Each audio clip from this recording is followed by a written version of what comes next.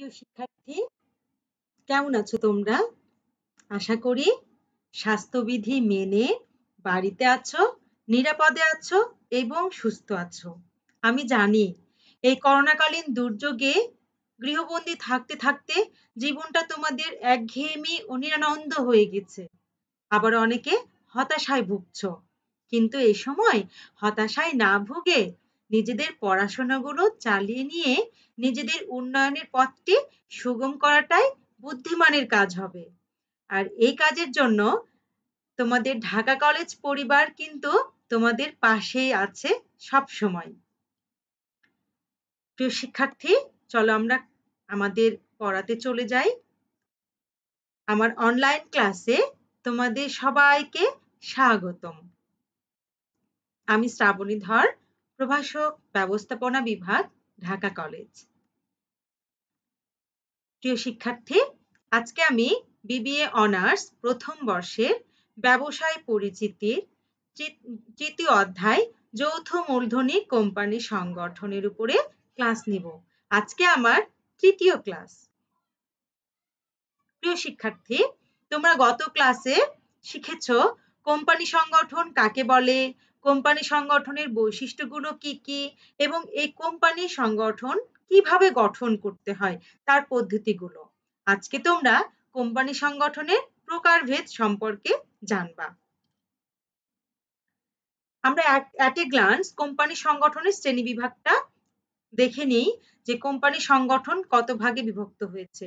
এই সবগুলোই আজকের ক্লাসে আমরা বিশদভাবে শিখব। তাহলে দেখো, কোম্পানি সংগঠনের প্রকারভেদকে প্রধানত 5 ভাগে ভাগ করা হয়েছে। প্রথমত কি কি? সনদপ্রাপ্ত কোম্পানি, সংবিধিবদ্ধ কোম্পানি, নিবন্ধিত কোম্পানি, অনিবন্ধিত কোম্পানি এবং অন্যান্য কোম্পানি। এই অন্যান্য কোম্পানিকে আবার 4 ভাগে ভাগ করা হয়েছে। দেখো, বিদ্যমান কোম্পানি, বিদেশি কোম্পানি, অব্যবসায়ী কোম্পানি এবং বিশেষ কোম্পানি। প্রিয় শিক্ষার্থী, দেখো নিবন্ধিত কোম্পানিকে 2 ভাগে ভাগ করা হয়েছে। কি কি? সসীম দায় সম্পন্ন কোম্পানি ও অসীম দায় সম্পন্ন কোম্পানি। এই সসীম দায় সম্পন্ন কোম্পানিকে আবারও 2 ভাগে ভাগ করা হয়েছে। একটি হচ্ছে প্রতিশ্রুতি মূল্য দ্বারা সসীম দায় সম্পন্ন কোম্পানি, আর একটি হচ্ছে শেয়ার মূল্য দ্বারা সসীম দায় সম্পন্ন কোম্পানি। এবার দেখো, শেয়ার মূল্য দ্বারা সসীম দায় সম্পন্ন কোম্পানিকে আবার 2 ভাগে ভাগ করা হয়েছে। একটি হচ্ছে প্রাইভেট লিমিটেড কোম্পানি এবং আরেকটি হচ্ছে পাবলিক লিমিটেড কোম্পানি। প্রিয় শিক্ষার্থী, পাবলিক লিমিটেড কোম্পানিকে আবার 2 ভাগে ভাগ করা হয়েছে। একটি হচ্ছে মালিকানার ভিত্তিতে, আরেকটি হচ্ছে নিয়ন্ত্রণের ভিত্তিতে। মালিকানার ভিত্তিতে কয় ধরনের কোম্পানি আমরা একটু দেখে নিই। মালিকানার ভিত্তিতে 2 ধরনের কোম্পানি। একটি হচ্ছে সরকারি কোম্পানি, আরেকটি হচ্ছে বেসরকারি কোম্পানি। আর নিয়ন্ত্রণের ভিত্তিতে কয় ধরনের? নিয়ন্ত্রণের ভিত্তিতে 2 ধরনের। একটি হচ্ছে সাবসিডিয়ারি কোম্পানি, আরেকটি হচ্ছে হোল্ডিং কোম্পানি। প্রিয় শিক্ষার্থী, অ্যাট এ গ্লান্স তোমরা কোম্পানি সংগঠনের শ্রেণীবিভাগটা দেখলাম। তোমরা যদি পরীক্ষার খাতাতে বা তোমাদের নোট খাতাতে তোমরা এইভাবেই অ্যাট এ গ্লান্স কোম্পানির শ্রেণীবিভাগটা আঁকবা, ছক আকারে একে উপস্থাপন করবা। এবং আমরা এখন পরবর্তীতে দেখো এই সকল কোম্পানি সম্পর্কে আমরা আলাদা আলাদা করে বিশদভাবে জানবো। কোম্পানির শ্রেণীবিভাগ আমরা প্রথমত কয় ভাগে দেখলাম? এখানে তোমাদেরকে বোঝানোর জন্য আমি আবারও নিয়ে এসেছি যে প্রথমত 5 ভাগে বিভক্ত হয়েছে। কি কি? সনদপ্রাপ্ত, বিধিবদ্ধ, নিবন্ধিত, অনিবন্ধিত এবং অন্যান্য। এখন আমরা এই প্রতিটার আলাদা আলাদা করে শ্রেণীবিভাগগুলো দেখব। দেখো, 1 নাম্বার কি? সনদপ্রাপ্ত কোম্পানি। প্রিয় শিক্ষার্থী, তোমরা অনেকেই আমাকে কমেন্টে এবং ইনবক্সে জানিয়েছো যে তোমাদের কিভাবে উপস্থাপন করলে, কিভাবে পড়ালে তোমাদের জন্য সুবিধা হয়। তোমরা অনেকেই বলেছো। আমি সেইভাবে উপস্থাপন করার জন্য এবং সেইভাবে স্লাইডগুলো তোমাদেরকে দেওয়ার জন্য চেষ্টা করেছি। কারণ তোমরা বলেছো যে তোমরা অনেকেই গ্রামের বাড়িতে চলে গেছো, তোমাদের কাছে বই নেই, তাই স্লাইডে তথ্যগুলো ভালোভাবে দিলে এবং তোমরা সেগুলো দেখে দেখে লিখতে পারো, নোট করতে পারো এবং সেইভাবে পড়তে পারো। তো তোমাদের কথা মাথায় রেখেই আমি আমার স্লাইডগুলো সেইভাবেই তৈরি করেছি। আশা করি তোমরা উপকৃত হবে এবং অবশ্যই তোমরা নোট করবে। তাহলে চলো সনদপ্রাপ্ত কোম্পানি কাকে বলে আমরা দেখে নিই। সনদপ্রাপ্ত কোম্পানি মানে কি? অর্থাৎ সনদ পেয়ে যে কোম্পানিগুলো গঠিত হয়েছে। কিন্তু আমরা তো জানি যে কোম্পানিকে নিয়ে ১৯৯৪ সালের কোম্পানি আইন দ্বারা নিবন্ধিত হতে হয়, সেই অনুযায়ী গঠন করতে হয়। কিন্তু কোন সনদ? আমরা একটু দেখে নিই। দেখো যে আমরা জানি যে সর্বপ্রথম কোম্পানি আইন আ পাস হয় কত সালে? সর্বপ্রথম ১৮৪৪ সালে ইংল্যান্ডে, তাই না? এটা আমরা জানি। কিন্তু এই যে ১৮৪৪ সালের পূর্বে যে কোম্পানিগুলো গঠন করা হয়েছে, সেই কোম্পানিগুলো কিভাবে গঠিত হতো? সেগুলো তৎকালীন যে রাজা বা রানী যারা ছিল তাদের আদেশ বলে বা অধ্যাদেশ বলে সেই কোম্পানিগুলো গঠিত হতো। সেই সকল কোম্পানিকেই বলা হচ্ছে কি সনদপ্রাপ্ত কোম্পানি। তাহলে আমরা আরেকবার দেখে নিই স্লাইডে কি আছে? বলা হচ্ছে যে ১৮৪৪ সালের কোম্পানি আইন প্রবর্তনের পূর্বে রাজা বা রানীর বিশেষ আদেশ বলে এই ধরনের কোম্পানি গঠিত হয়।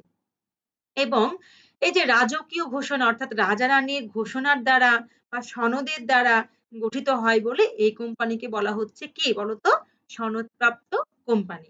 আমি খুব সহজভাবে তোমাদের বোঝানোর চেষ্টা করব। তোমরা টেনে টেনে না দেখে পুরো ভিডিওটা দেখবা এবং খাতাতে বসে বসে নোট করে নিবা এবং খুব ভালো করে শুনবা। আশা করি তোমাদের পড়াটা হয়ে যাবে। খুব কঠিন মনে হবে না। তাহলে দেখো প্রতিটা কোম্পানির কিন্তু আমি এভাবে কাকে বলে দিয়েছি, ঠিক আছে? তারপরে সেগুলোর উদাহরণ দিয়েছি। তোমরা খাতাতেও কিন্তু ঠিক এইভাবে লিখবা। উদাহরণ দেখো সনদপ্রাপ্ত কোম্পানি উদাহরণ দিয়েছি east India company, the bank of England, Hudson বে company, the chartered bank of Australia ইত্যাদি। এগুলো হচ্ছে সনদপ্রাপ্ত কোম্পানি। আশা করি তোমরা বুঝতে পেরেছ। আমরা পরের কোম্পানিতে চলে যাই, বিধিবদ্ধ কোম্পানি। বিধিবদ্ধ কোম্পানি কাকে বলে? আমাদের দেশে সংসদ আছে, আইনসভা আছে, তাই না? এবং প্রেসিডেন্ট আছে। এই সংসদ, আইনসভা বা প্রেসিডেন্টের বিশেষ অধ্যাদেশ বলে যে কোম্পানিগুলো গঠিত পরিচালিত হয়, নিয়ন্ত্রিত হয়, সেই কোম্পানিগুলোকেই বিধিবদ্ধ কোম্পানি বলে। চলো আমরা একটা গ্ল্যান্স দেখে নিই স্লাইডে কি আছে এবং এই স্লাইডে তোমরা এভাবে তোমরা খাতাতে লিখবা। দেখো দেশের আইনসভা, সংসদ বা প্রেসিডেন্টের বিশেষ অধ্যাদেশ বলে গঠিত নিয়ন্ত্রিত কোম্পানিকে বলা হচ্ছে বিধিবদ্ধ কোম্পানি। এবং সাধারণত একটি দেশের আর্থ-সামাজিক উন্নয়নের লক্ষ্যে এরূপ কোম্পানি গঠিত হয়। অর্থনৈতিক এবং সামাজিক উন্নয়নের জন্য এরূপ কোম্পানি কিন্তু গঠিত হয়। সাধারণত এরূপ কোম্পানির মূল উদ্দেশ্য মুনাফা অর্জন থাকে না। দেশের আর্থ-সামাজিক উন্নয়নের লক্ষ্যে এরূপ কোম্পানি গঠিত হয়। যেমন ধরো বাংলাদেশ ব্যাংক। বাংলাদেশ ব্যাংকের আ উদ্দেশ্য কি মুনাফা অর্জন? না। বাংলাদেশ ব্যাংক কিন্তু অন্যান্য বাণিজ্যিক ব্যাংকগুলোকে পরিচালিত বা নিয়ন্ত্রিত করে, তাই না? তারপরে বাংলাদেশ বিমান, তারপরে দেখো BRTA, ঠিক আছে? তারপরে দেখো BCIC, Bangladesh chemical industries corporation যেটা BCIC। এরপরে দেখো ওয়াসা। তো এই কোম্পানিগুলোকে বলা হচ্ছে বিধিবদ্ধ কোম্পানি। এই কোম্পানিগুলো তাহলে কিভাবে গঠিত হয় বলতো? দেশের আইনসভা, সংসদ বা প্রেসিডেন্টের অধ্যাদেশ বলে এই কোম্পানিগুলো গঠিত হয়। আশা করি বুঝতে পেরেছ। চলো আমরা পরের কোম্পানিতে চলে যাই। পরের কোম্পানি হচ্ছে নিবন্ধিত কোম্পানি। নিবন্ধিত কোম্পানি বলতেই আমরা বুঝতে পারছি যে কোম্পানিগুলো নিবন্ধিত অর্থাৎ দেশের প্রচলিত কোম্পানি আইন অনুযায়ী নিবন্ধিত হয়, সেগুলোকে নিবন্ধিত কোম্পানি বলা হয়। আমরা নাম দেখেই বুঝতে পারছি, তাই না? চলো স্লাইডে কি আছে একটু আমরা দেখে নিই। বলা হচ্ছে যে সকল কোম্পানি দেশে বহাল কোম্পানি আইন অনুযায়ী গঠিত ও নিবন্ধিত হয় তাকেই নিবন্ধিত কোম্পানি বলে। সাধারণত যে সকল কোম্পানি নিবন্ধকের অফিসে তালিকাভুক্তির মাধ্যমে সৃষ্টি হয়, নিবন্ধনের মাধ্যমে বা তালিকাভুক্তির মাধ্যমে সৃষ্টি হয়, সে সকল কোম্পানিকেই বলা হয় নিবন্ধিত কোম্পানি। এবং বর্তমানে বিশ্বের অধিকাংশ কোম্পানি কিন্তু নিবন্ধিত কোম্পানি। এরূপ কোম্পানি আবার দুই ধরনের হয়ে থাকে। কয় ধরনের হয়ে থাকে? দুই ধরনের হয়ে থাকে। একটি হচ্ছে সসীম দায়সম্পন্ন কোম্পানি, আরেকটি হচ্ছে অসীম দায়সম্পন্ন কোম্পানি। প্রিয় শিক্ষার্থী, চলো আমরা দেখে নিই অসীম দায়সম্পন্ন কোম্পানি কাকে বলে। অসীম দায় সম্পন্ন কোম্পানি অর্থাৎ যে যে কোম্পানির সদস্যদের বা শেয়ার হোল্ডারদের দায় অসীম। অসীম বলতে কত দূর অসীম? অসীম বলতে তারা যে শেয়ার ক্রয় করেছে সেই শেয়ারের মূল্য থেকেও তাদের ব্যক্তিগত সম্পত্তি দ্বারা দায় সৃষ্টি হয়, সেই সকল কোম্পানিকে বলা হচ্ছে অসীম দায় সম্পন্ন কোম্পানি। চলো আমরা একটু দেখে নিই, স্ক্রিনে আছে যেটা, তোমরা অবশ্যই দেখে নোট করবা। কি বলছে?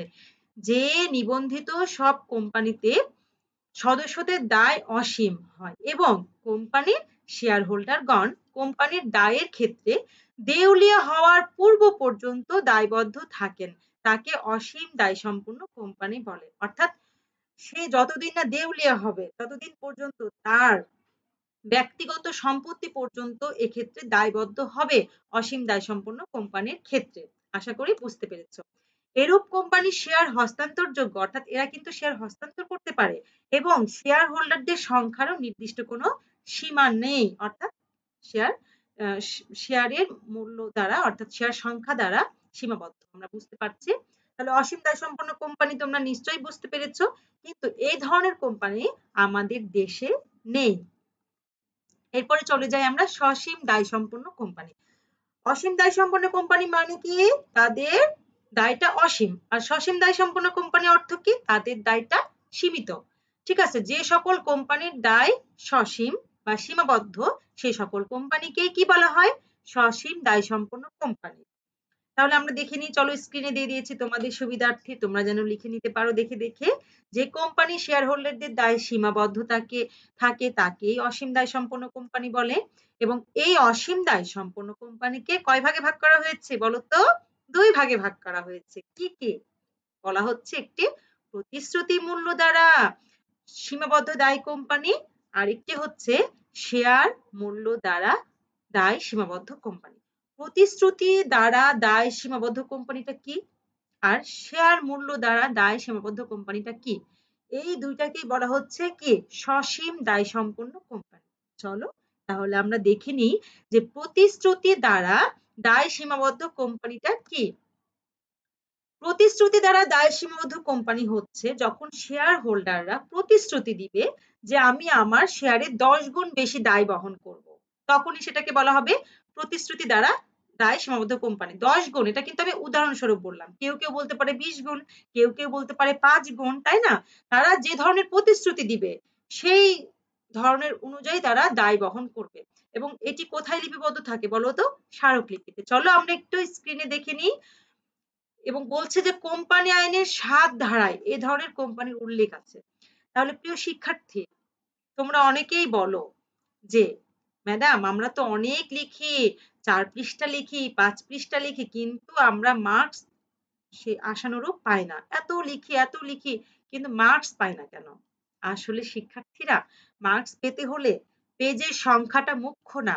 মুখ্য হলো তুমি খাতাতে কি লিখেছো, কি কি ইনফরমেশন দিয়েছো, কি কি তথ্য দিয়েছো, সেই বিষয়টাই কিন্তু মুখ্য।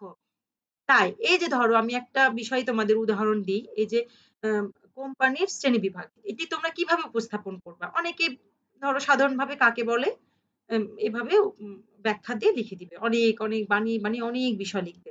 কিন্তু যে ছেলেটা বা যে মেয়েটা এই কোম্পানির যে তোমাদের ১ম এ যে at a glance দেখালাম সেইভাবে উপস্থাপন করবে এবং প্রতিটি আমি যতগুলো এখানে কোম্পানি আইনের ধারাগুলো দিয়েছি, এই ধারাগুলো উল্লেখ করবে এবং সেই মতো এগুলো কাকে বলে এবং তার উদাহরণগুলো লিখবে, সেই কিন্তু 80 থেকে 90% মার্কস পাবে। তাই তোমাদের পৃষ্ঠা গণ্য না করে খাতার মান কিভাবে ভালো করা যায় সেই বিষয়টার উপরে খেয়াল রাখতে হবে এবং আমার স্লাইড গুলো সেইভাবেই কিন্তু তোমাদের জন্য রেডি করেছি। তাহলে দেখো প্রতিশ্রুতি দ্বারা দায় সীমাবদ্ধ কোম্পানিটাকে কি বলা হচ্ছে? যে কোম্পানি আইনের 7 ধারায় এ ধরনের কোম্পানির উল্লেখ আছে এবং এক্ষেত্রে বলা হচ্ছে যে শেয়ার হোল্ডাররা এই মর্মে প্রতিশ্রুতি দেন যে কোম্পানি অবসায়ন হলে তারা একটি নির্দিষ্ট পরিমাণ অর্থ বহন করবেন। যে যত পরিমাণ নির্দিষ্ট করে দিবে সে তত পরিমাণ অর্থ বহন করবে। এবং কোম্পানির কোথায়? আমরা জানি যে কোম্পানির মূল দলিল কোনটি বলতো? কোম্পানির মূল দলিল হচ্ছে স্মারকলিপি এবং এই স্মারকলিপিতেই কিন্তু এই বিষয়টা উল্লেখ থাকে। যেমন ধরো বলা হচ্ছে শেয়ার হোল্ডারগণ প্রতিশ্রুতি দিয়েছে তারা যে ক্রয়কৃত শেয়ার ক্রয় করেছে সেই ক্রয়কৃত শেয়ারের 10 গুণ পরিমাণ দায় বহন করবে। ধরো কেউ 100 টাকা মূল্যের 100টি শেয়ার ক্রয় করেছে, তাহলে দাও 100 গুণন 100 কত হয়? 10,000। এই 10,000কে আবার 10 গুণ পরিমাণ দায় বহন করবে। তাহলে 10,000কে তুমি 10 দিয়ে গুণ করো, কত হবে? সেই পরিমাণ দায়টাই কিন্তু বহন করবে। তাহলে সেটি কোথায় উল্লেখ থাকবে? স্মারকলিপিতে উল্লেখ থাকবে। এটাকেই বলা হচ্ছে প্রতিশ্রুতি দ্বারা দায় সীমাবদ্ধ কোম্পানি। প্রিয় শিক্ষার্থী, এইরূপ কোম্পানি আমাদের দেশে কিন্তু নাই। চলো আমরা পরের কোম্পানিতে চলে যাই। এখানে বলা হচ্ছে শেয়ার মূল্য দ্বারা দায় সীমাবদ্ধ কোম্পানি। শেয়ার মূল্য দ্বারা দায় সীমাবদ্ধ কোম্পানিটা কি? এর আগে আমরা দেখলাম যে প্রতিশ্রুতি দ্বারা দায় সীমাবদ্ধ কোম্পানি, অর্থাৎ সে যত প্রতিশ্রুতি দিবে ঠিক তত পরিমাণ দায় সে বহন করবে। আর এখানে বলছে যে তার যে পরিমাণ শেয়ার ক্রয় করবে সেই পরিমাণই শুধু সে দায় বহন করবে। অর্থাৎ যে সীমাবদ্ধ কোম্পানির শেয়ার সদস্যরা বা শেয়ার হোল্ডাররা শেয়ার যাদের দায় শেয়ার মূল্য দ্বারা সীমাবদ্ধ, তাকেই বলা হচ্ছে শেয়ার মূল্য দ্বারা দায় সীমাবদ্ধ কোম্পানি। আমরা একটু সংখ্যাটা দেখে নিই এবং ধারাটা দেখে নিই। বলা হচ্ছে কোম্পানি আইনের 5 ক ধারার বিধান মতে যে কোম্পানির শেয়ার হোল্ডারদের দায় শেয়ার দ্বারা সীমাবদ্ধ থাকে তাকেই শেয়ার মূল্য দ্বারা দায় সীমাবদ্ধ কোম্পানি বলা হয়। তোমরা এই সংজ্ঞাটা অবশ্যই লিখে নিবা, খাতাতে নোট করবা। আমি জানি তোমরা আমার কথাগুলো শুনছো, লেকচার গুলো শুনছো এবং সাথে সাথে খাতাতে লিখে রাখছো, নোট করছো, আমি বিশ্বাস করছি। তো শিক্ষার্থীরা, এরূপ কোম্পানি অর্থাৎ শেয়ার মূল্য দ্বারা দায় সীমাবদ্ধ কোম্পানিকে আবার কয় ভাগে ভাগ করা হয়েছে বলো তো? আমার সাথে সাথে বলবা এবং লিখবা, ঠিক আছে? কয় ভাগে ভাগ করা হয়েছে বলো তো? 2 ভাগে ভাগ করা হয়েছে। কি কি? দেখো, 1 নম্বর হচ্ছে প্রাইভেট লিমিটেড কোম্পানি, আরেকটি হচ্ছে পাবলিক লিমিটেড কোম্পানি। এই প্রাইভেট লিমিটেড কোম্পানি এবং পাবলিক লিমিটেড কোম্পানি এটা কিন্তু খুব গুরুত্বপূর্ণ বিষয় এবং এই বিষয়গুলো তোমরা গত ক্লাসে কোম্পানির গঠন প্রক্রিয়ার সময় দেখেছো, বৈশিষ্ট্যের সময় দেখেছো। এখন আবারও তোমাদের প্রকারভেদে দেখাচ্ছি। আশা করি তোমাদের মুখস্থ হয়ে যাবে, তোমরা মেমোরাইজ করতে পারবা এবং খুব সুন্দর করে তোমরা উপস্থাপন করতে পারবা।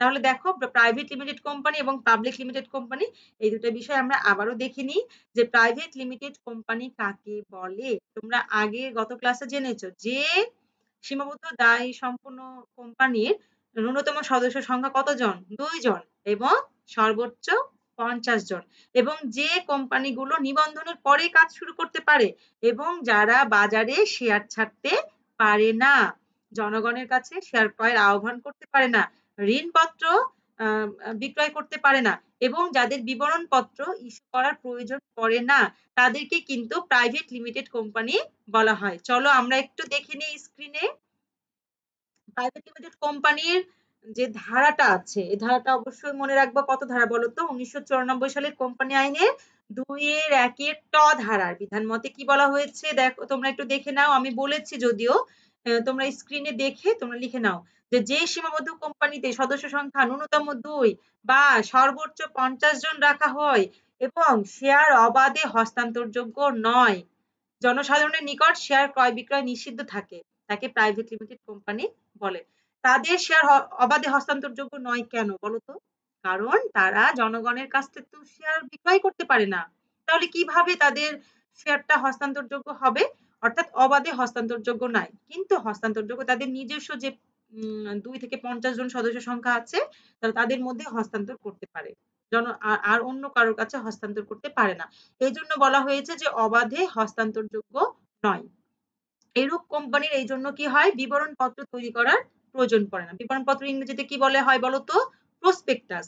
প্রসপেক্টাস কখন দরকার হয়? যখন তারা জনগণের কাছে শেয়ার ছাড়তে পারবে, ক্রয়ের জন্য আহ্বান করতে পারবে, তখনই তো প্রসপেক্টাসের দরকার হয়, তাই না? কিন্তু তারা যেহেতু জনগণের কাছে শেয়ার ক্রয়ের আহ্বান করতে পারে না, এজন্য তাদের বিবরণ পত্র বা প্রসপেক্টাসের প্রয়োজন পড়ে না তৈরি করার, ঠিক আছে? এরপরে দেখো আমরা চলে যাই public limited company. Public limited company কাকে বলে তোমরা জেনেছো। আমি বলেছি গত ক্লাসে, আবারও বলছি যে যে সীমাবদ্ধ দায় সম্পন্ন কোম্পানির সদস্য সংখ্যা ন্যূনতম 7 জন এবং সর্বোচ্চ শেয়ার সংখ্যা দ্বারা সীমাবদ্ধ, যারা নিবন্ধনের পর যাদের কার্যারম্ভের অনুমতি পত্র লাগে কাজ শুরু করতে এবং যাদের বিবরণপত্র তৈরি করতে হয় এবং যারা বাজারে শেয়ার ছাড়তে পারে, জনগণকে শেয়ার ক্রয়ের আহ্বান করতে পারে এবং ঋণপত্র ছাড়তে পারে, সেই সকল কোম্পানিকেই বলা হচ্ছে পাবলিক লিমিটেড কোম্পানি। চলো আমরা একটু এর ধারাটা দেখে নিই। বলা হচ্ছে 1994 সালের কোম্পানি আইনের 2-1 ধারার বিধান মতে প্রাইভেট কোম্পানি ব্যতীত অন্য সকল কোম্পানি যা কোম্পানি আইনে নিবন্ধিত হয় তাকে বলা হচ্ছে পাবলিক লিমিটেড কোম্পানি। অর্থাৎ প্রাইভেট লিমিটেড কোম্পানি ব্যতীত যে সকল কোম্পানিগুলো নিবন্ধিত হয় আমাদের দেশের কোম্পানি আইন অনুযায়ী, সেইগুলো সকল কোম্পানিকেই বলা হচ্ছে কি পাবলিক লিমিটেড কোম্পানি। এবং এই পাবলিক লিমিটেড কোম্পানির কিছু বৈশিষ্ট্য আছে, যে বৈশিষ্ট্যগুলো এই কোম্পানিকে স্বতন্ত্রতা দিয়েছে। সেই স্বতন্ত্র বৈশিষ্ট্যগুলো কি দেখো, এর ন্যূনতম সংখ্যা 7 জন, সর্বোচ্চ সংখ্যা শেয়ার সংখ্যা দ্বারা সীমাবদ্ধ, আমি আগেও বলেছি। এর শেয়ার অবাধে হস্তান্তরযোগ্য, কারণ এটি বা জনগণের নিকট শেয়ার ক্রয়ের আহ্বান জানাতে পারে এবং শেয়ার হস্তান্তর করতে পারে। এজন্য এর শেয়ার কি অবাধে হস্তান্তরযোগ্য। প্রিয় শিক্ষার্থী, পাবলিক লিমিটেড কোম্পানি কাকে বলে আমরা শিখলাম, প্রাইভেট লিমিটেড কোম্পানি কাকে বলে আমরা শিখলাম। এখন দেখো পাবলিক লিমিটেড কোম্পানিকে দুই ভাগে ভাগ করা হয়েছে। কি কি? মালিকানার ভিত্তিতে এবং নিয়ন্ত্রণের ভিত্তিতে। তোমরা আগেও জেনেছো, মালিকানার ভিত্তিতে বলা হচ্ছে সরকারি কোম্পানি এবং বেসরকারি কোম্পানি, আর নিয়ন্ত্রণের ভিত্তিতে বলা হচ্ছে যে হোল্ডিং কোম্পানি এবং সাবসিডিয়ারি কোম্পানি। শিক্ষার্থী চলো আমরা একটু দেখে নিই এই কোম্পানিগুলো সম্পর্কে। প্রথমত বলা হচ্ছে সরকারি কোম্পানি। সরকারি কোম্পানির নাম থেকে আমরা বুঝতে পারছি যে কোম্পানি সরকারের অধীনে থাকে, নিয়ন্ত্রিত হয়, পরিচালিত হয়। কিন্তু কখন সরকারের অধীনে থাকবে? যখন এই কোম্পানির সম্পূর্ণ শেয়ারের মালিক সরকার হবে, অথবা কমপক্ষে 51 ভাগ শেয়ার মালিকানা সরকারের অধীনে থাকবে, তখনই সেটাকে বলা হবে সরকারি কোম্পানি। এবং এই যে বেশিরভাগ শেয়ারের মালিক সরকার, এই জন্য সরকার কিন্তু এই কোম্পানির কি করে, পরিচালনার দায়িত্ব এবং নিয়ন্ত্রণের দায়িত্ব সরকারই থাকে। তাহলে চলো আমরা একটু দেখে নিই যে সসীম দায় বিশিষ্ট কোম্পানির সম্পূর্ণ বা কমপক্ষে শতকরা 51 ভাগ শেয়ারের মালিকানা সরকারের কাছে থাকে, তাকেই বলা হচ্ছে সরকারি কোম্পানি। সাধারণত দেশের অধিক গুরুত্বপূর্ণ এবং ঝুঁকিপূর্ণ কারখানাগুলো সরকারি কোম্পানি হিসেবে পরিচালিত হয়, আমরা জানি। এবং তোমরা জানো আমাদের দেশের যে সরকারি বাণিজ্যিক ব্যাংকগুলো আছে, সেই বাণিজ্যিক ব্যাংকগুলো কিন্তু সরকারি কোম্পানি। যদিও এই কোম্পানির সম্পূর্ণ মালিকানা, শেয়ারের মালিকানা কিন্তু সরকারের হাতে ন্যস্ত এবং এটি সরকার পরিচালিত করে, সরকার নিয়ন্ত্রিত করে। তাহলে চলো আমরা চলে যাই পরবর্তী কোম্পানিতে, কি বলতো, বেসরকারি কোম্পানি। আমরা সরকারি কোম্পানি জেনেছি, তাহলে বেসরকারি কোম্পানি আমরা খুব সহজেই বুঝতে পারছি। সরকারি কোম্পানির ক্ষেত্রে আমরা দেখলাম যে কমপক্ষে 51 ভাগ শেয়ারের মালিক সরকারি মালিকানায় থাকতে হবে। তাহলে বেসরকারি মালিকানায় কি হবে বলতো? কমপক্ষে 51 ভাগ শেয়ারের মালিক বেসরকারি মালিকানায় থাকতে হবে বা জনসাধারণের নিকট থাকতে হবে, তাকেই বলা হচ্ছে বেসরকারি কোম্পানি। তাহলে চলো আমরা একটু স্ক্রিনে দেখে নিই কি বলছে। যে সসীম দায় বিশিষ্ট কোম্পানির সম্পূর্ণ বা কমপক্ষে শতকরা 51 ভাগ শেয়ারের মালিক বেসরকারি মানে 51 ভাগ শেয়ার বেসরকারি মালিকানায় থাকে, তাকে বলা হচ্ছে বেসরকারি কোম্পানি। এর পরিচালনা ও নিয়ন্ত্রণের দায়িত্ব সাধারণত শেয়ার হোল্ডারদের উপরে ন্যস্ত থাকে এবং শেয়ার হোল্ডাররা কিন্তু সরাসরি কোম্পানি পরিচালনা করতে পারে না। তাহলে কিভাবে করতে হয়, তারা কিভাবে করে? শেয়ার হোল্ডাররা নিজেদের মধ্যে ভোটাধিকার প্রয়োগ করে পরিচালনা পর্ষদ গঠন করে এবং এই পরিচালনা পর্ষদই কিন্তু প্রকৃতপক্ষে এই শেয়ার এই কোম্পানিগুলো কি করে, পরিচালনা করে বা নিয়ন্ত্রণ করে। দেখো সরকারি কোম্পানি ব্যতীত দেশের সকল প্রাইভেট এবং পাবলিক লিমিটেড কোম্পানিকে বলা হয় বেসরকারি কোম্পানি। প্রিয় শিক্ষার্থী, আমরা ক্লাসে এখন আমরা শিখব হোল্ডিং কোম্পানি কি। হোল্ডিং কোম্পানি এবং সাবসিডিয়ারি কোম্পানি খুব গুরুত্বপূর্ণ বিষয়। এই কোম্পানিগুলো তোমরা ভালো করে শোনো আমার লেকচারটি, তাহলে অবশ্যই তোমরা শিখতে পারবা, বুঝতে পারবা। আমি খুব সহজভাবে বলছি হোল্ডিং কোম্পানি কাকে বলে। হোল্ডিং কোম্পানি হলো যদি কোনো বড় কোম্পানি অপেক্ষাকৃত ছোট কোম্পানির বেশিরভাগ শেয়ার ক্রয় করে, তাহলে বড় কোম্পানিটা কি বলা হবে? Holding company. আর তার অধীনে যে কোম্পানিটা থাকবে, অর্থাৎ যে কোম্পানি শেয়ার ক্রয় করলো সেই কোম্পানিটাকে বলা হবে কি? Subsidiary company. বুঝতে পেরেছো নিশ্চয়? তাহলে দেখো যে বেশিরভাগ শেয়ার ক্রয় করেছে যেহেতু, তাহলে আমরা জানি যে যৌথ মূলধনী কোম্পানির একটি বৈশিষ্ট্য হলো যে যার যত বেশি শেয়ার তার ভোটাধিকার তত বেশি এবং তার পাওয়ার বা শক্তি তত বেশি, তাই না? তাহলে যেহেতু হোল্ডিং কোম্পানি বেশিরভাগ শেয়ার ক্রয় করে ফেলে, তাহলে এই কোম্পানি প্রত্যক্ষ বা পরোক্ষভাবে কিন্তু সাবসিডিয়ারি কোম্পানির নিয়ন্ত্রণ করে বা পরিচালনা করে। তাহলে চলো আমরা একটু স্ক্রিনে দেখে নিই কি আছে। বলা হচ্ছে যে ১৯৯৪ সালের কোম্পানি আইনের কত ধারা? ২ এর ৫ ধারার বিধান মতে কি বলা হচ্ছে? বলা হচ্ছে কারবারি জোট গঠনের উদ্দেশ্যে, অর্থাৎ এখানে একটা উদ্দেশ্য থাকে যে কারবারি জোট গঠন করবে এবং এই উদ্দেশ্যের ফলে তারা খুব সহজভাবে তারা পরিচালনা করতে পারে, নিয়ন্ত্রণ করতে পারে। অর্থাৎ বড় কোনো কোম্পানির অধীনে তারা যদি পরিচালনা নিয়ন্ত্রণ করে তাহলে তাদের কোম্পানিটা খুব ভালোভাবে পরিচালিত হবে।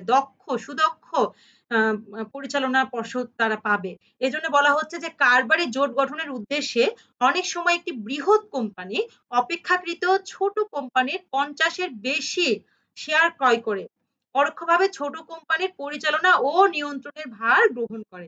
তাকেই বলা হয় হোল্ডিং কোম্পানি। আশা করি তোমরা বুঝতে পেরেছ। এরপরে দেখো যে এরূপ কোম্পানির অধীন কোম্পানিগুলোর এক ধরনের জোটের সৃষ্টি হয়। যেহেতু অধীন কোম্পানিগুলো এক ধরনের জোটের সৃষ্টি হয়। হ্যাঁ? তারা সেইভাবে পরিচালিত হয়। কার দ্বারা? হোল্ডিং কোম্পানি দ্বারা। তাহলে প্রিয় শিক্ষার্থী, আমরা উদাহরণগুলো দেখে নিই। দেখো, হোল্ডিং কোম্পানি আমাদের দেশে তোমরা square group, Beximco group, Bashundhara group এই কোম্পানিগুলো কিন্তু তোমরা শুনেছো, তাই না? এই স্কয়ার গ্রুপ, বসুন্ধরা গ্রুপ বা বেক্সিমকো গ্রুপ এগুলো কিন্তু হোল্ডিং কোম্পানির উদাহরণ। চলো আমরা সাবসিডিয়ারি কোম্পানি কাকে বলে জেনে নিই। যদিও আমরা হোল্ডিং কোম্পানি জানার সময়ই জেনে গেছি যে সাবসিডিয়ারি কোম্পানি আসলে কাকে বলে। সাবসিডিয়ারি কোম্পানিটা কি?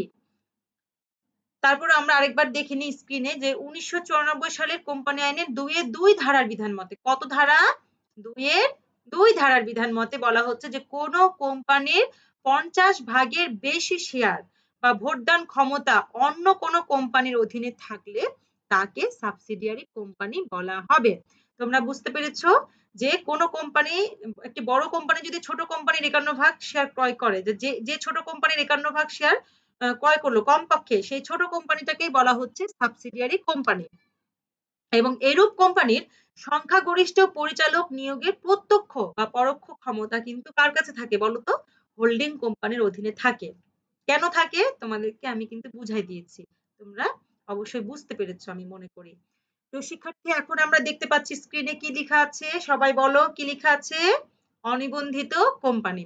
অনিবন্ধিত কোম্পানি নামটি দেখলে আমরা বুঝতে পাচ্ছি যে কোম্পানি নিবন্ধিত নয়। ১৯৯৪ সালের বা দেশের প্রচলিত আইন অনুযায়ী যে কোম্পানি নিবন্ধিত নয় তাকেই বলা হচ্ছে অনিবন্ধিত কোম্পানি। তাহলে চলো আমরা একটু দেখে নিই অনিবন্ধিত কোম্পানিটা কাকে বলে। কোম্পানি আইনের এখানে কিন্তু একটা ধারা আছে। কত নাম্বার ধারা বলো তো? ৩৭১ ধারা। এই ৩৭১ ধারা অনুযায়ী অনিবন্ধিত কোম্পানি হলো ৭ সদস্যের অধিক সদস্য নিয়ে গঠিত কোনো অংশীদারি ব্যবসায় বা সমিতি যা কোম্পানি অধীনের আওতায় নিবন্ধিত নয়। অর্থাৎ এটি কিন্তু আমরা কোনো কোম্পানি বলছি না। অনেক সময় আমরা যেকোনো প্রতিষ্ঠানকেই কোম্পানি বলে থাকি। ঠিক আছে? কিন্তু আমরা দেখি না যে এটা কি নিবন্ধিত না অনিবন্ধিত। সেইরকম ব্যাপার আরকি। যে, যে কোম্পানি ৩৭১ ধারা অনুযায়ী যে কোম্পানিগুলো কি নিবন্ধিত নয় তাকেই বলা হচ্ছে অনিবন্ধিত কোম্পানি। এবং ১৯৯৪ সালের কোম্পানি আইনের বিধান অনুযায়ী আমরা এই সকল প্রতিষ্ঠানকে কোম্পানি বলতে পারব না। এবং আমাদের দেশে এই সকল কোম্পানিও নাই। প্রিয় শিক্ষার্থী, তাহলে আমরা এতক্ষণ দেখলাম কোন, কোন কোম্পানি আমাদের দেশে নাই। একটু বলো তো দেখি, মনে করে বলো তো কোন, কোন কোম্পানি আমাদের দেশে নাই? আমরা প্রথমত দেখলাম কি? এই যে অনিবন্ধিত কোম্পানিটা আমাদের দেশে নাই। আর কি আছে বলো তো? বলো কি আছে আর? এই যে প্রতিশ্রুতি দ্বারা সীমাবদ্ধ দায় সম্পন্ন কোম্পানি আমাদের দেশে নাই। আরেকটি কোন কোম্পানি আমাদের দেশে নাই বলো তো? অসীম দায় সম্পন্ন কোম্পানি আমাদের দেশে নাই। মনে রাখবা এই ৩ ধরনের কোম্পানি কিন্তু আমাদের দেশে নাই। তাহলে চলো আমরা পরের কোম্পানিতে চলে যাই। দেখো, আমরা একেবারেই শেষ পর্যায়ে চলে এসেছি। আর এই ৪ টা কোম্পানি সম্পর্কে জানলে আমাদের কোম্পানিগুলো সম্পর্কে জানা হয়ে যাবে। এই অন্যান্য কোম্পানির মধ্যে ৪ টি কোম্পানি আছে। কি, কি? বলো তো? একটি হচ্ছে বিদ্যমান কোম্পানি, আরেকটি হচ্ছে বিদেশি কোম্পানি, আরেকটি হচ্ছে অব্যবসায়ী সংস্থা এবং সর্বশেষ কোম্পানিটা কি? বিশেষ কোম্পানি। চলো তাহলে আমরা এই সকল কোম্পানি সম্পর্কে একটু দেখে নিই। ১ম কোম্পানিটা কি? বিদ্যমান কোম্পানি। বিদ্যমান কোম্পানি সম্পর্কে তোমাদের গত ক্লাসে বলেছিলাম, তোমাদের হয়তোবা মনে আছে, তারপরে আমি আবারও বলছি যে বিদ্যমান কোম্পানি হচ্ছে আমাদের দেশের প্রচলিত কোম্পানি আইনের পূর্বে যে কোম্পানিগুলো গঠিত হয়েছিল এবং বর্তমানে যে কোম্পানিগুলো বিদ্যমান আছে, সেই কোম্পানিগুলো বিদ্যমান আছে, সেই কোম্পানিকেই বিদ্যমান কোম্পানি বলে। অর্থাৎ প্রচলিত আইনের পূর্বে যে কোম্পানিগুলো গঠন করা হয়েছিল এবং বর্তমানেও সেগুলো প্রচলিত আছে। তাহলে চলো আমরা একটু দেখে নিই বিধান এটার কত নাম্বার ধারাতে আছে। বলা হচ্ছে 1994 সালের কোম্পানি আইনের 2-1 ঢ ধারার বিধান মতে। কত ধারা? 2-1 ঢ ধারার বিধান মতে কি বলা হয়েছে? যে 1994 সালের কোম্পানি আইন প্রচলিত হওয়ার পূর্বে বিদ্যমান কোম্পানি আইন, অর্থাৎ 1994 সালের কোম্পানি আইনের পূর্বে যে কোম্পানি আইনগুলো ছিল, যেমন ধর 1913 সাল ছিল, তাই না? তারপরে কোন কোন সাল ছিল বলতো? হ্যাঁ, সেই 1913 সাল বা পরবর্তী যে সালগুলো ছিল, যে কোম্পানি আইনগুলো ছিল, সেই কোম্পানি আইনের অধীনে, হ্যাঁ, কোম্পানি আইনের আওতায় কোনো কোম্পানি গঠিত নিবন্ধিত হলে এবং বর্তমানেও যদি সেই সকল কোম্পানিগুলো প্রচলিত থাকে, তাহলে সেগুলোকে বিদ্যমান কোম্পানি বলা হবে। প্রিয় শিক্ষার্থী, বিদ্যমান কোম্পানি আমরা জানলাম। এবার আমরা দেখি যে বিদেশি কোম্পানি কাকে বলে। বিদেশি কোম্পানি নামের ক্ষেত্রে কিন্তু আমরা অনেকটাই বুঝে গেছি যে কোম্পানিগুলো বিদেশে গঠিত হয়েছে, অর্থাৎ আমাদের দেশে হয়নি, দেশের বাইরে গঠিত হয়েছে, কিন্তু আমাদের দেশে কোম্পানি আইন অনুযায়ী আবার সেগুলো নিবন্ধিত হয়েছে, সেই সকল কোম্পানিকেই বলা হচ্ছে বিদেশি কোম্পানি। তাহলে চলো আমরা একটু দেখে নিই কত নম্বর ধারাতে বলা হয়েছে। বলা হয়েছে যে 1994 সালের কোম্পানি আইনের 378 ধারা। ধারাগুলো কিন্তু তোমরা এলোমেলো করে ফেলবা না, খুব মনোযোগ সহকারে শোনো, সেইভাবে নোট করবা। 371 ধারা কোনটি বলতো? অনিবন্ধিত কোম্পানি। অনিবন্ধিত কোম্পানি ছিল 371 ধারা। আর বিদেশি কোম্পানি হচ্ছে কত ধারা? 378 ধারা। আমার সাথে সাথে বলো, শোনো এবং লিখো। আশা করি তোমার এগুলো পড়া হয়ে যাবে। তাহলে দেখো যে 378 ধারা অনুযায়ী কি বলছে? বলছে যে দেশের বাইরে গঠিত ও নিবন্ধিত কোনো কোম্পানি পরবর্তী সময়ে কোম্পানি আইনের 378 ধারা অনুযায়ী দেশের মধ্যে কার্য পরিচালনার জন্য, কিসের জন্য? কার্য পরিচালনার জন্য পুনরায় যদি নিবন্ধিত হয়, তাহলে ওই সকল কোম্পানিকেই বলা হবে বিদেশি কোম্পানি। ঠিক আছে? তাহলে দেখো আমরা পরবর্তীতে চলে যাই যে অব্যবসায়ী সংস্থা। অব্যবসায়ী সংস্থা কাকে বলে? অব্যবসায়ী কথার মধ্যেই কিন্তু আমরা বুঝতে পারছি যে এটা ব্যবসায়ের উদ্দেশ্যে গঠিত না, তাই না? অর্থাৎ জনগণের কল্যাণের উদ্দেশ্যে বা যে উদ্দেশ্যে তার গঠন, সেই উদ্দেশ্যকে সম্প্রসারিত করার উদ্দেশ্যেই গঠন। অর্থাৎ আমরা দেখিনি যে যে ব্যবসায় মূলত মুনাফা অর্জনের উদ্দেশ্যে গঠিত না হয়ে জনগণের কল্যাণের উদ্দেশ্যে গঠিত হয়, সেগুলোকে আমরা অব্যবসায়ী সংস্থা বলতে পারি। তারপর আমরা দেখো স্ক্রিনে দিয়ে দিয়েছি কত নম্বর ধারা। কোম্পানি আইনের 28 নং ধারার বিধান মতে কি বলা হচ্ছে দেখি। যদি কোনো সমিতি বা সংঘ দেশের ব্যবসা বাণিজ্য, কলা, বিজ্ঞান, ধর্ম বা দাতব্য প্রতিষ্ঠানের উন্নতির উদ্দেশ্যে প্রতিষ্ঠিত হয় এবং এর অর্জিত মুনাফা শেয়ার হোল্ডারদের মধ্যে বা মালিকদের মধ্যে বন্টন না করে উদ্দেশ্য সাধনের জন্যই ব্যবহৃত হয়ে থাকে, তাহলে সেই ধরনের সংস্থাকে আমরা কি বলবো? অব্যবসায়ী সংস্থা। এই ধরনের সংস্থাটাকে আমরা কোম্পানি বলছি না সরাসরি। কারণ কি বলতো? কারণ এগুলো তো কোম্পানি বলতে আমরা একটু মুনাফা অর্জন এরকম বুঝে থাকি, এই জন্য এগুলোকে বলা হচ্ছে অব্যবসায়ী সংস্থা। তবে সরকার যদি সন্তুষ্টি হয়, তাহলে সরকারের নির্দেশ প্রদানের সন্তুষ্টি সাপেক্ষে নির্দেশ প্রদানের মাধ্যমে উক্ত প্রতিষ্ঠানকে সীমাবদ্ধ দায় সম্পূর্ণ কোম্পানি বলে সরকার নিবন্ধনের নির্দেশ দিতে পারে। তবে এই ধরনের কোম্পানির কিন্তু লিমিটেড কথাটি ব্যবহারের একদমই প্রয়োজন নাই। তাহলে আশা করি তোমরা বুঝতে পেরেছো যে অব্যবসায়ী সংস্থাটা কাকে বলে। চলো আমরা সর্বশেষ কোম্পানি যেটি বিশেষ কোম্পানি, এই বিশেষ কোম্পানি সম্পর্কে আমরা জেনে নিই। বিশেষ কোম্পানি অর্থ যে যে কোম্পানিগুলো তাদের নিজস্ব আইনে গঠিত বা পরিচালিত হয়, আবার পুনরায় আমাদের দেশের আইন দ্বারাও নিবন্ধিত, অর্থাৎ 1994 সালের আইন দ্বারাও নিবন্ধিত, সে সকল কোম্পানিকে বলা হচ্ছে কি? বিশেষ কোম্পানি। তাহলে বিশেষ কোম্পানির কয়টি আইন আছে? 2টি আইন। আমরা দেখিনি, চলো কি বলছে। যে সকল কোম্পানি দেশের প্রচলিত কোম্পানি আইনের আওতায় নিবন্ধিত হলেও অন্য কোনো বিশেষ আইন দ্বারা পরিচালিত হয় তাকে বলা হচ্ছে বিশেষ কোম্পানি। উদাহরণ কি বলতো? আমাদের দেশের সকল ব্যাংক এদের কিন্তু নিজস্ব আইন আছে। ১৯৯১ সালের আইন আছে। আবার সকল বীমা প্রতিষ্ঠান এদেরও কিন্তু আ আইন আছে। সেই কোম্পানি, ব্যাংক এবং বীমা এই সকল কোম্পানিকে আমরা বিশেষ কোম্পানি বলে গণ্য করতে পারি। দেখো এখানে লিখে দিয়েছি, বাংলাদেশে প্রবর্তিত ২০১০ সালের বীমা আইন অনুসারে গঠিত বীমা কোম্পানি এই ধরনের কোম্পানির উদাহরণ। এরা ২০১০ সালের বীমা কোম্পানি আইন অনুযায়ী গঠিত পরিচালিত হচ্ছে। আবার আমাদের দেশে ৯৪ সালের আইন অনুযায়ী নিবন্ধিত হয়েছে। ব্যাংকও তাই। ব্যাংক এবং বীমা এই ধরনের কোম্পানিগুলো বিশেষ কোম্পানি বলে গণ্য হবে। প্রিয় শিক্ষার্থী, আশা করি তোমরা সবাই আমার ক্লাসটি উপভোগ করেছো। তোমাদের ভালো লেগেছে আমি আশা করছি যে তোমাদের সবার এই ক্লাসটি ভালো লেগেছে। এই ক্লাস সম্পর্কে তোমাদের যেকোনো ধরনের মন্তব্য, যেমন কি তোমরা জানতে চাও, কি বিষয় তোমরা জানতে চাও, কোন বিষয়ের কোন টপিকস এর উপরে ক্লাস নিলে তোমাদের আরো ভালো হয়, কিভাবে ক্লাস নিলে তোমাদের উপকার হয়, যেকোনো ধরনের মন্তব্য তোমরা আমার এই ক্লাসের নিচে কমেন্ট সেকশনে দিতে পারো। আমি সেই রকম ভাবে ক্লাস নেওয়ার চেষ্টা করব। প্রিয় শিক্ষার্থী, তোমরা ঘরে থাকো, স্বাস্থ্যবিধি মেনে চলো। আর আমি যেভাবে স্লাইড গুলো রেডি করেছি ঠিক সেইভাবে তোমরা খাতাতে উপস্থাপন করো। আশা করি তোমাদের নোটগুলো তোমরা করবা এবং এইভাবেই তোমরা পরীক্ষার খাতাতে উপস্থাপন করবা। এবং কলেজ খুললে আমি তোমাদের দেখতে চাবো কিন্তু যে তোমরা আমার ক্লাসটা কতটুকু ফলো করেছো, নোট করেছো কিনা, তোমাদের যে আলাদা করে খাতা তৈরি করতে বলেছি সেই খাতাতে তোমরা লিখেছো কিনা, নোট করেছো কিনা, আমি কিন্তু এগুলো দেখবো কলেজ খুললে। এছাড়াও তোমরা যদি আমাকে দেখাতে চাও তাহলে তোমরা এই নোট করে ছবি তুলে কিন্তু কমেন্টে ফটো দিয়ে দিতে পারো, ছবি দিয়ে দিতে পারো। তাহলে আমি দেখতে পারবো এবং বুঝতে পারবো যে কারা আমার ক্লাস করছো, কারা ফলো করছো এবং কারা বাড়িতে বসে পড়াশোনা চালিয়ে যাচ্ছ। প্রিয় শিক্ষার্থী, আজকে আর বেশি নয়। আশা করি তোমরা ক্লাসটি টেনে না দেখে মনোযোগ সহকারে শুনবা, ধারাগুলো ভালো করে লিখবা, ছক আকারে উপস্থাপন করবা শ্রেণীবিভাগটা, আর উদাহরণ দিয়ে প্রতিটা কোম্পানির ব্যাখ্যা দিবা।